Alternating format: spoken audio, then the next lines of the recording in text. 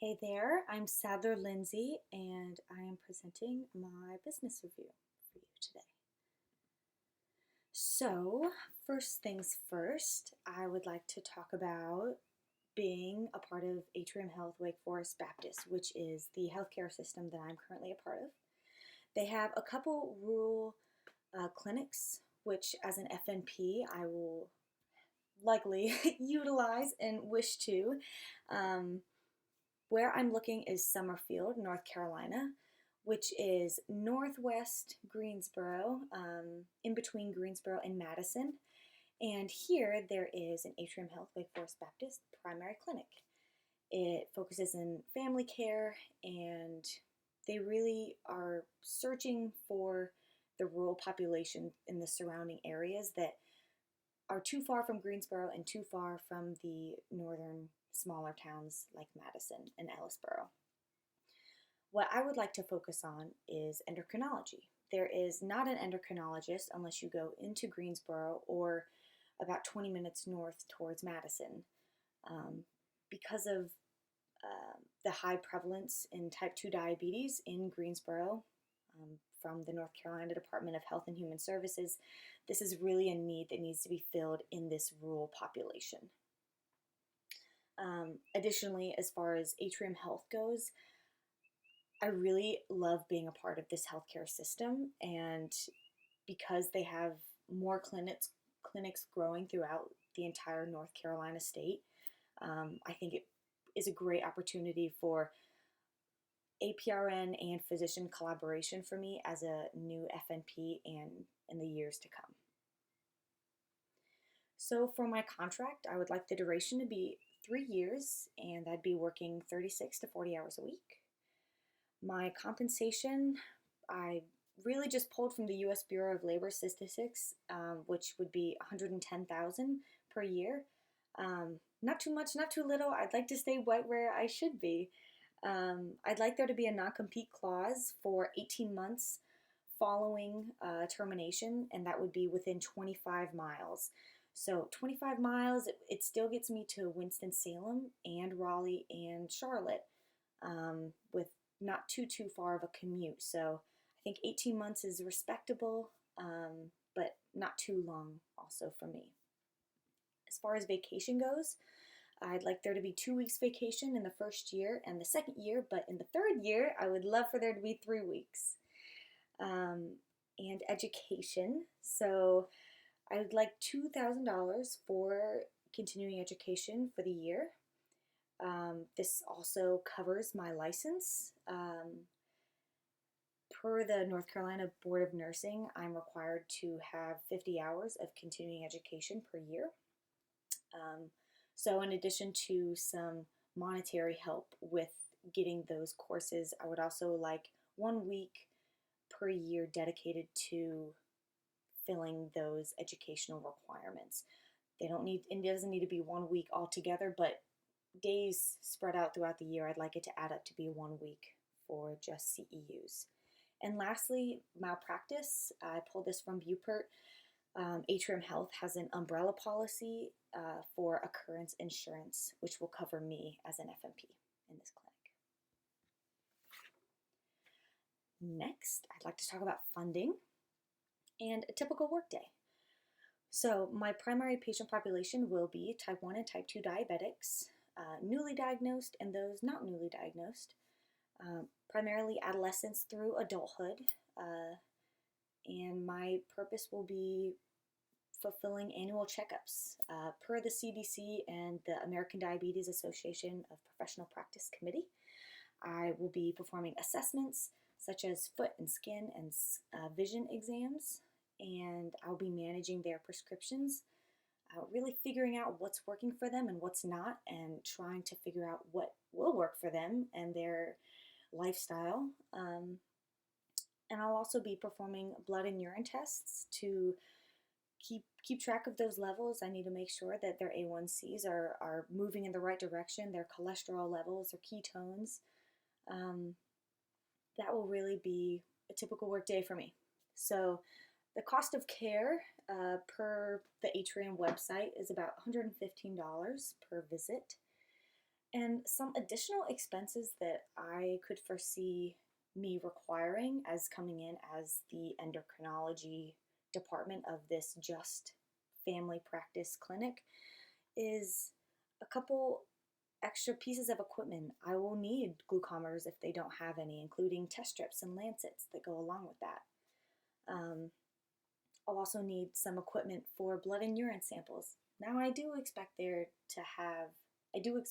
clinic to have some of this already, but those are going to be the primary routes of how I assess and evaluate my care for patients. So I need to make sure that there's ample supplies in those departments as well as staff to collect the blood.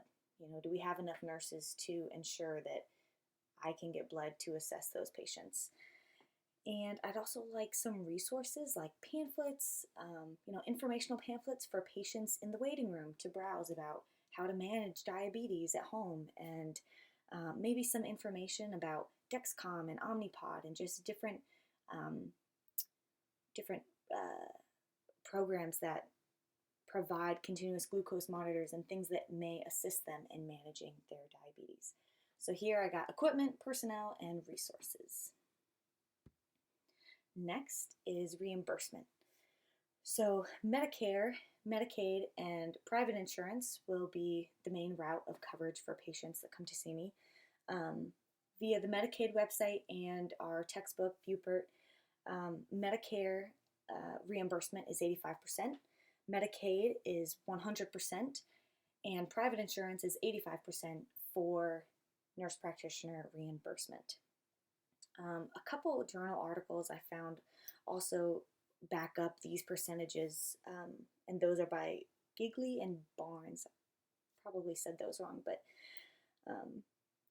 additionally, the reimbursement for me is I'll have a 90% collection rate, and the practice expenses will be 30% of the reimbursement that comes out. As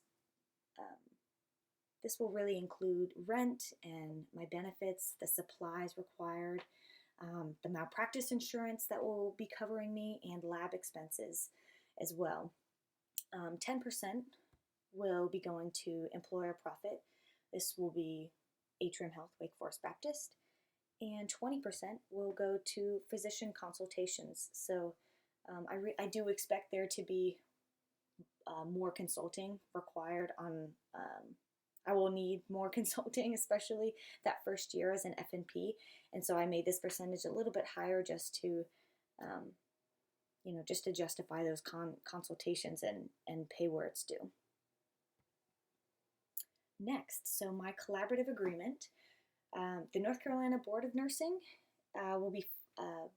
has decided that collaborative meetings need to take place, if not every 6 months, then to a year, but it really does depend on the nurse practitioner and the overseeing physician. So North Carolina does require NPs to have a supervising physician, which is why I also have the North Carolina Medical Board up here as well. Per the medical board, there's no limitation on how many nurse practitioners a physician may supervise. In these collaborative meetings, we will be talking about the nurse practitioner's prescribing authority, the patient population that nurse practitioner sees, any QI improvements that can be made to that nurse practitioner's care, maybe where she works, he or she works, and also the documentation that goes along with all the care that nurse practitioner has been providing. So all of my medical records for my patients will be pulled, and we'll review patient reports and their outcomes, kind of the cause and effect of how it all went down. The North Carolina Board of Nursing also says that in addition to these key things that definitely need to be discussed, we will also talk about the drugs, devices, medical treatments, tests, and procedures that may be prescribed, ordered, and performed by that nurse practitioner. In the endocrinology perspective, I really see a lot of this just being geared toward how I'm managing the requirements of my type 1 diabetics, and are they getting enough insulin? Are they on a pump? Are they coming in for their annual checkups? And are they enjoying the care that they're receiving? And for my type 2 diabetics, I expect the patient outcomes to be more geared towards, all right, are we making a difference towards, improving their lifestyles? Are there, is their management going well? Are they on metformin and all the things? So that's really what will be discussed in these collaborative agreements. My practice protocol, I am required to diagnose, treat, prescribe, teach, and refer. Those are the things that I may do. However, there are a few limitations. So, one of those is admitting to a hospital. I cannot admit to a hospital, so if a patient comes in DKA or I'm really concerned about them having a DVT, or maybe they have vision changes, I will need to refer them to my overseeing physician or an endocrinologist within the Atrium Health system to admit them to a hospital. I cannot perform procedures as an FNP in North Carolina, and I also cannot order medical equipment. So when my glucometer hits the bucket, I cannot order another one. But this is where I can really utilize all of my resources from Atrium to get the resources that I need. Next, I'd really like to talk about assessment. So, our clinic is fee-for-service. Therefore, the patients that I see per day, the number of patients is vital to my practice and how I'm evaluated as an NP. For the first 6 months, I expect to see 10 to 15 patients per day. In the second 6 months, I'm hoping that will increase to 15 to 20, and my goal is 20 patients per day. There will be a bonus tied to reaching over 15 patients per day. And that bonus will really be dictated by how well the clinic is doing for the year, as well as everyone else's performance and all the expenses related to that. Patient surveys are also a pretty big route of assessment for this clinic. On the Atrium website, you can look at each of the providers at this Summerfield clinic and see the reviews and surveys from previous patients.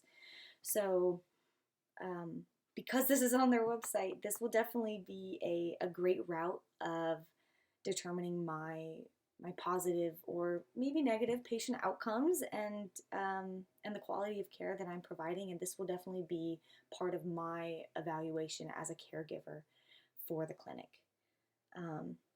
That being said, evaluations will take place every 6 months for me. We'll really talk about how well I'm doing for the clinic and how many patients I'm seeing per day. I'm making sure that from the business side of things, I'm benefiting the clinic as opposed to maybe taking away. This evaluation timeframe I got from Bupert, and that's all I have. So thank you so much. Here are the references that I used, and here are the clip art references that I used. Thank you so much. Bye-bye.